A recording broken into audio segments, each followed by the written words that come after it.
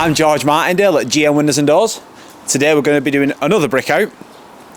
So we're going to be cutting these bricks and installing a new 2-pane aluminium bifolding doors. Currently we do quite a lot of brick outs. I originally did one brick out video about 4 months ago now, put that on social media, and since then it's sort of spiraled and we keep seeming to getting more brick outs and more brick outs. So the reason a lot of our content is brick outs is because we got one brick out and then another and then another and then another, and here we are today doing another. So we've got plenty of practice and hopefully it's going to stop raining and we'll have a good day. So obviously before you start taking the current bricks and window out, you need to measure the current doors.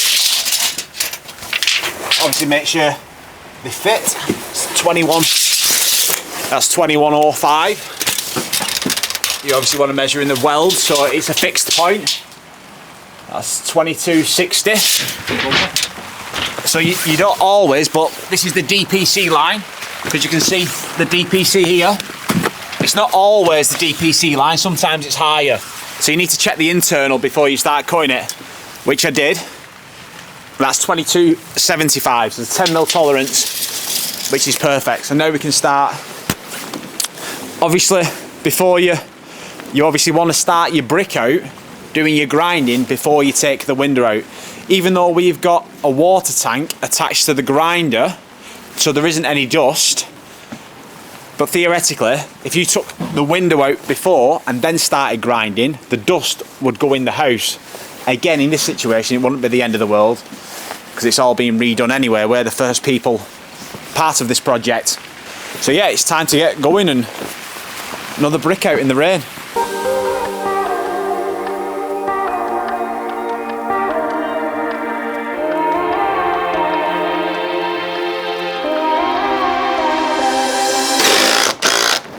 So I purposely like to fix to that side, to the inner side of the cut line, so then you're not damaging any of the bricks that are going to be left once you've done the bifolds.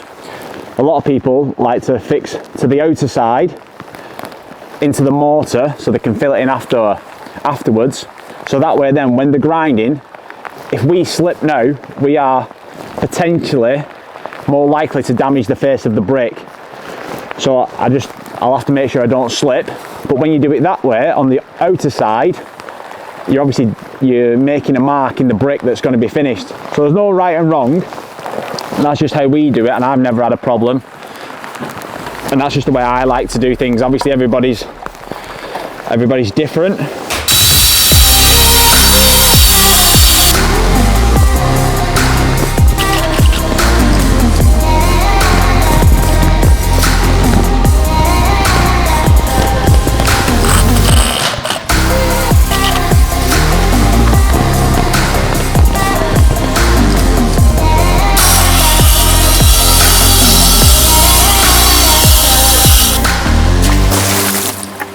So, as I briefly mentioned at the start, you've got to do your cutting first before you start taking the window out, because obviously you don't want the dust to go in.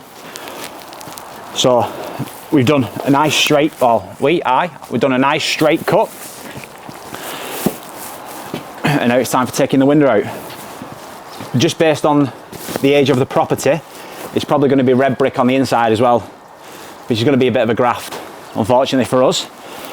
But we've got two strong lads here, raring to go, so we'll make light work of it.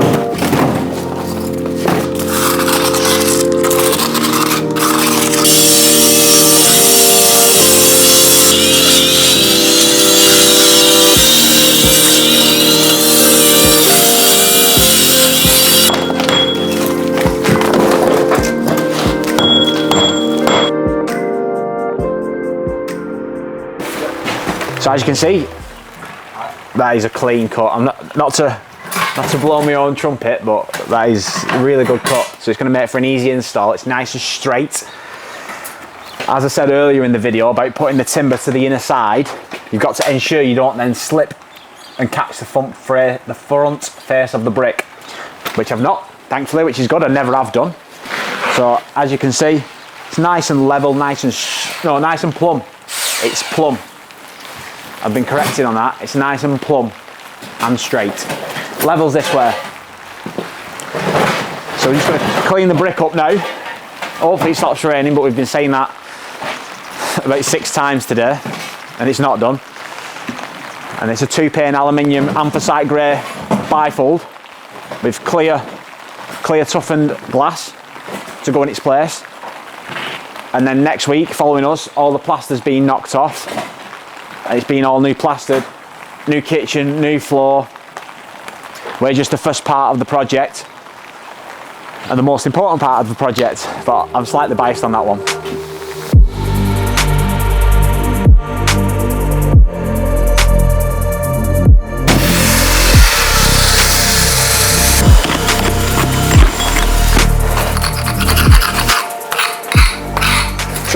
So now we're putting the DPC down, which will protect the flooring for when the flooring comes across, and it'll also just make it a bit easy for us. There won't be dust all over. Obviously it'll stop the rising damp on the external brick. You can see the last one's perished and the inside one's perished. So it'll just stop everything falling down the cavity.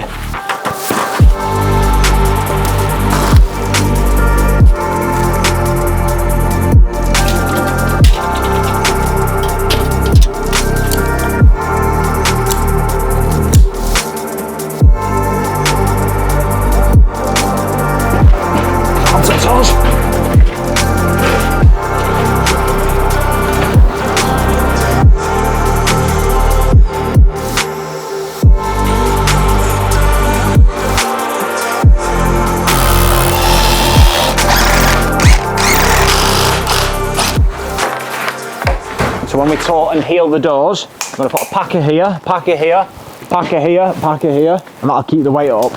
Packer here, packer here, packer here, packer there. So that way, that'll keep the weight, stop it from dropping, stop it catching.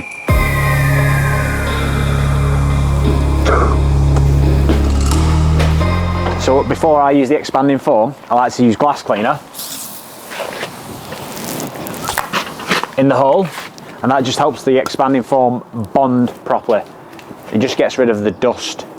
And it also, so I'm told, it makes the expanding foam go off quicker.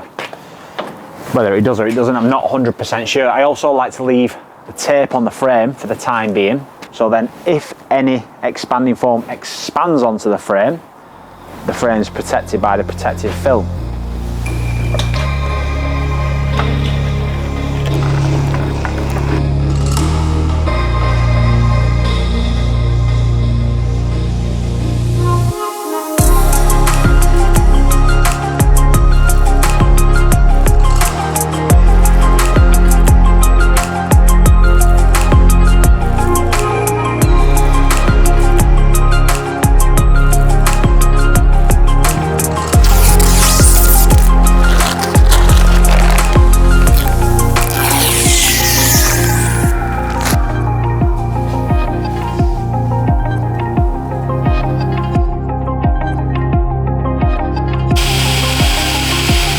So here we have the new 2-pane anthracite grey aluminium bifolds, which replaced the previous old dated drafty white PVC window.